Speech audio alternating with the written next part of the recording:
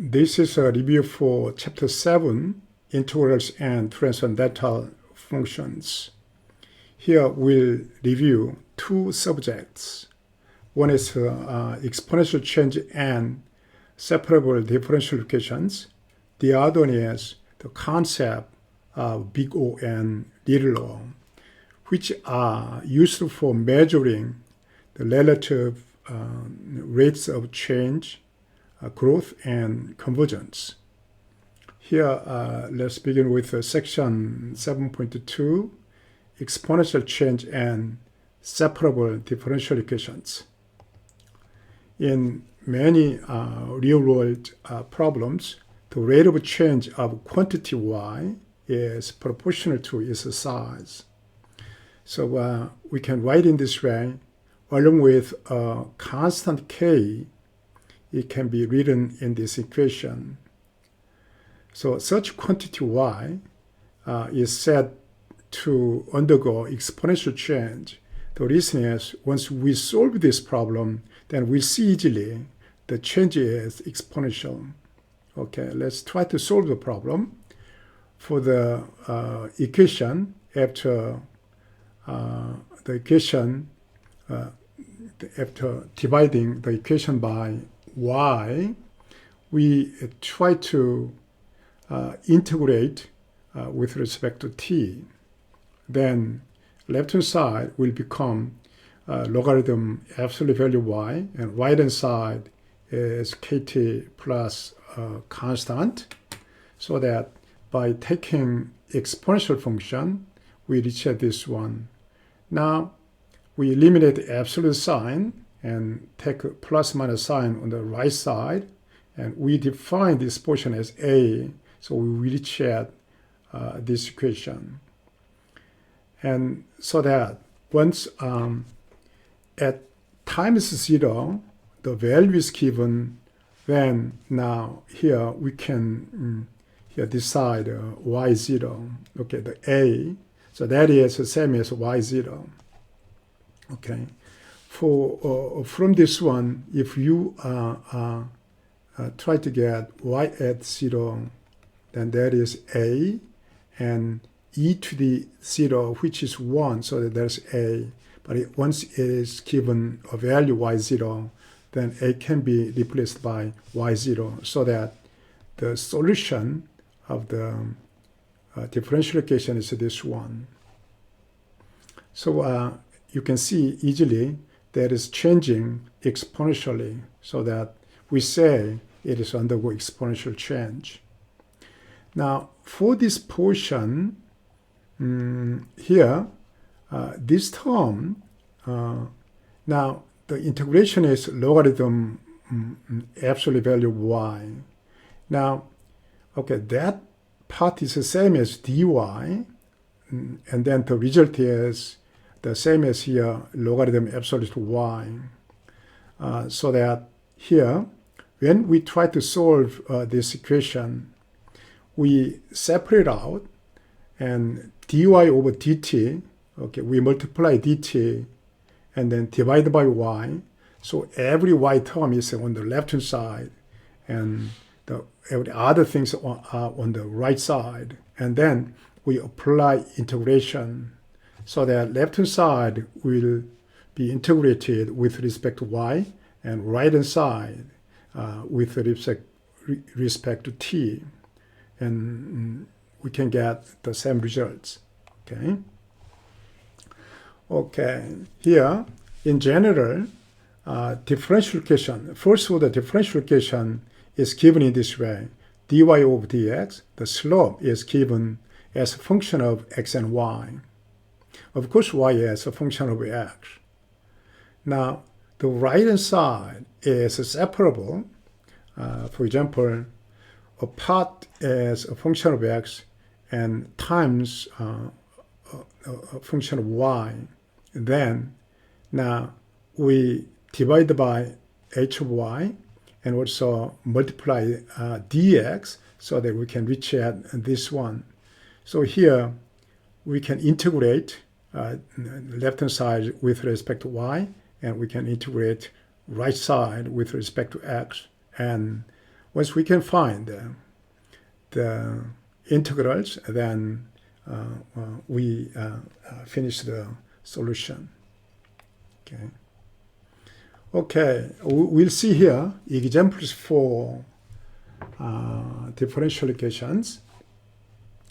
Now that one, the biomass of yeast culture experiment as initially 20 grams. That means that here Y0 is 20.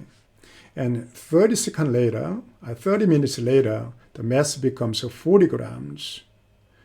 And then, assuming that the equation for one limited population growth gives us a good model for the growth of the yeast, so that we assume that one, the rate of change is proportional to the yeast size. And how long will take it? How long will it take for the mass to triple from its initial state? Triple means that initially 20, so that is now 60, right? Okay. Now already Y0 is given, so that here Y0 is 20, and then e to the kt, right? Now, data will be given after 30 minutes, the mass becomes 40 grams.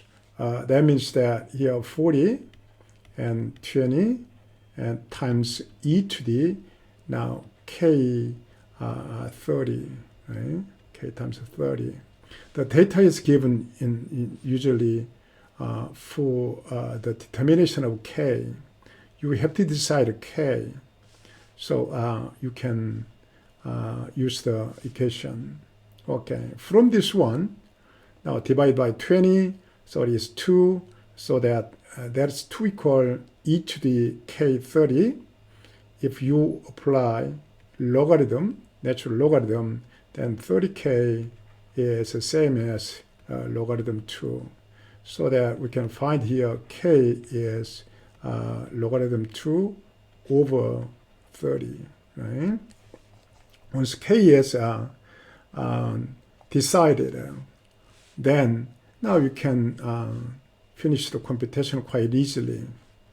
Okay, so here y equal y0, which is 20, and e to the, already k is known, and here k and t. We have to find the time.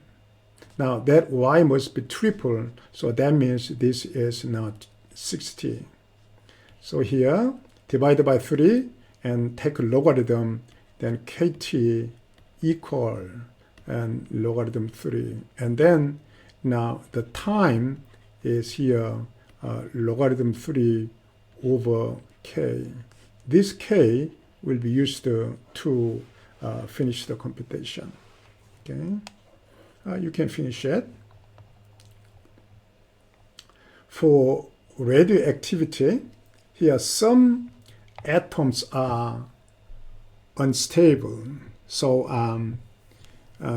here emit mass or radiation, so that the mass is decreasing. Such a process is called radioactive decay, and from experiment it is following exponential decay, which means that here change of rate is proportional to its size, and because it's decaying, we are using minus sign. By using exactly the same technique earlier we used, we can get the solution. Okay, so it is y equal y0 e to the minus kt, and half time is the time, so that it becomes half. So that is from original y0, it becomes half y0. If we solve this one, then half time is always logarithm 2 over k. Okay. Now let's try to solve this problem. Plutonium-239, the half-life of the plutonium isotope is that one. Okay, that's if we use this one as H, half-life, then H is now 24,360 years. Okay, 10 grams of plutonium is released into the atmosphere by a nuclear accident. How many years will it take for 80% of the isotope to decay? That means that only 20% remain there. Okay, here, now, so that originally started with 10, now the solution, solution is given in this way. So that originally 10, so that y0 is 10 and e to the minus kt. And then now it becomes 2, right? Okay, so from this 1 over 5 equal e to the minus kt.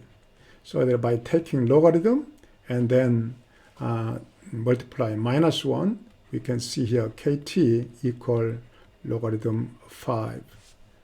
So that we have to find the time, so that t equal now logarithm 5 over k.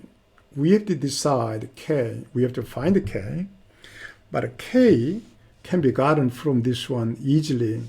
Okay, k is, okay, from this one, half-life equation, k is the same as logarithm 2 over, okay, half-life is now 24,360, right?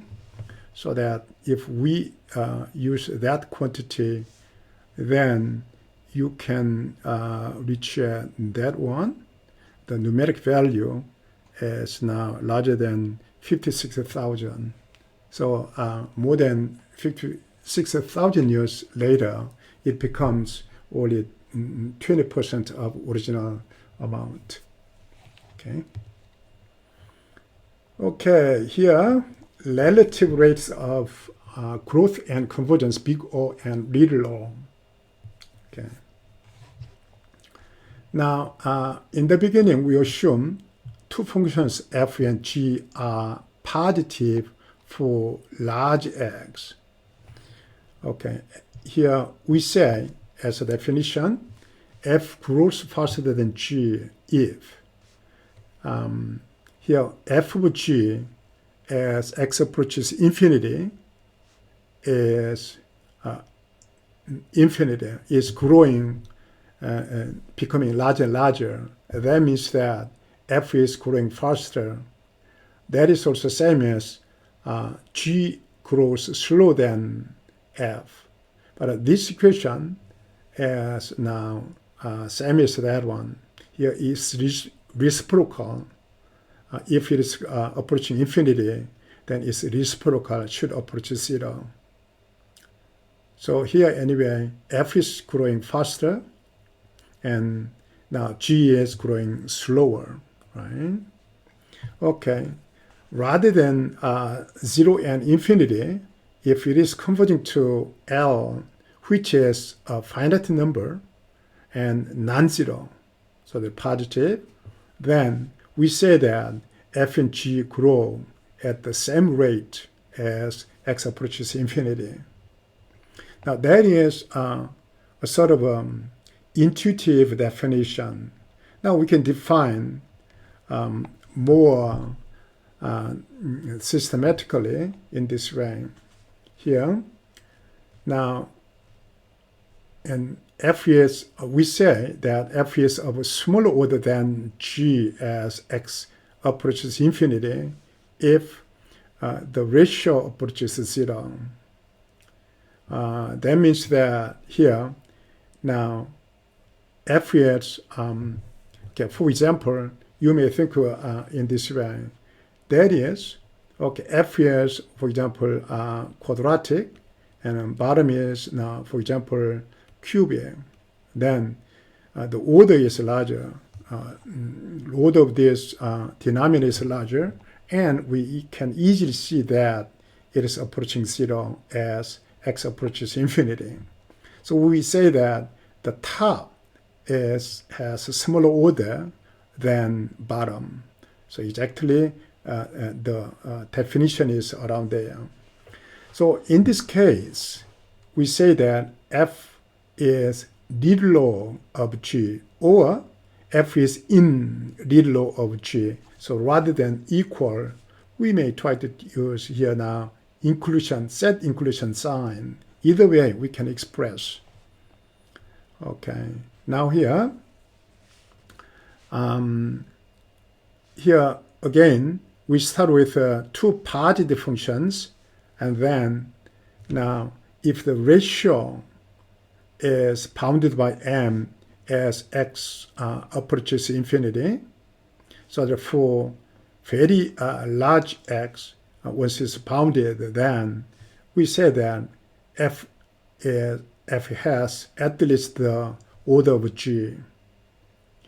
N-most, in fact, N-most here.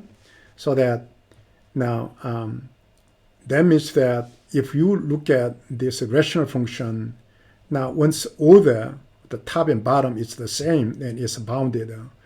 Also here, even it's smaller, then again it's bounded. So that's the reason we are using at most the order of g. So in this case, anyway, along with that one, we say f is big O of g. So that is the definition. Once it is satisfied, then we say that. Okay. From these two definitions, once f is real of g, then it's converging to 0, so that can be bounded by any positive m. So that real log, f is real log of g, then automatically big O of g, right? So that real log is requiring stronger condition, should approach 0, okay? Then also it can be automatically big O. Now that is growth. Now here we are considering relative rates of convergence. We assume one is converging to 0 as h approaches 0. Now, once here the ratio, because it's not necessarily positive, so that we are using absolute sign. So the ratio in modulus is approaching 0, then f is in real of g. The same notion as over there, okay, that one. And now that is the ratio is bounded by some positive number k, then we say that f is in big O of g, or f is big O of g. Either way, equal sign or inclusion sign we can use to express this one. Okay. Now let's try to solve this problem. Okay. For this problem, now we have 4 of them. Here, that is first one, and that is second one, and the third one, and fourth one. Okay, number 1. Now, to see if it's in little O or big O, here we have to measure f over g, right? Okay, as x approaches 0, so that we can put here absolute value. Then, now that is here, f is, okay, tangent, arctangent of x, and bottom is x squared minus 2x, right? Okay, now here once x is approaching 0, then it is approaching 0 and also bottom approaches 0. So by using L'Hopital's theorem, L'Hopital's rule, we can make here derivative. Okay, derivative of top is 1 over 1 plus x squared, and bottom is now 2x minus 2. So as x approaches 0, it is approaching, bottom is approaching here, and minus 2. Of course, here now, absolute value here now. And top is approaching here now 1. So that it is here 1/2. Okay, so here it is not approaching 0, so it is no, but bounded by a positive number, so it is yes, right? Okay, now for second problem, the same way, exactly the same way we can do that. And f is f over g, okay. Let's ignore the absolute sign, but anyway, it's the same as here, x cubed minus sine cubed x divided by here x cubed. Okay, for that one, and it is approaching, okay, in fact, the sine cubed x is a small quantity. It's between -1 to 1, so that now as, okay, that one we can read and write in this way, divided by x cubed, so 1 minus sine cubed x divided by x cubed, and here there is 1. This is approaching 0, so that is approaching 1. So here it is no, but it is yes, right? And to be yes for that one, it should approach 0. The ratio should approach 0. And now thirdly, for third part, okay, that is now f of g, and 1 minus e to the h over h. Now, as h approaches 0, then 1 minus 1 over 0, so that 0 over 0. Now we can use L'Hopital's rule, and derivative is minus e to the h and divided by 1. Here, as now h approaches 0, then that is approaching 1. So that along with the absolute value, it is approaching now 1, right? If we take here absolute sign, then here approaching 1. And so that now for this one, again, the same is there's no here and yes. Okay, how about number 4? Let's finish the computation. Okay, f over g, then there is n squared minus n over n cubed. As n goes to infinity, then its order is larger, so that we can easily see it's approaching 0. Or you can, if we want to do it here in detail, then that is same as now divided by n squared or n cubed. It doesn't matter. N cubed then is 1 over n minus 1 over n squared on the top and divided by 1. Top is approaching 0, so that is approaching 0.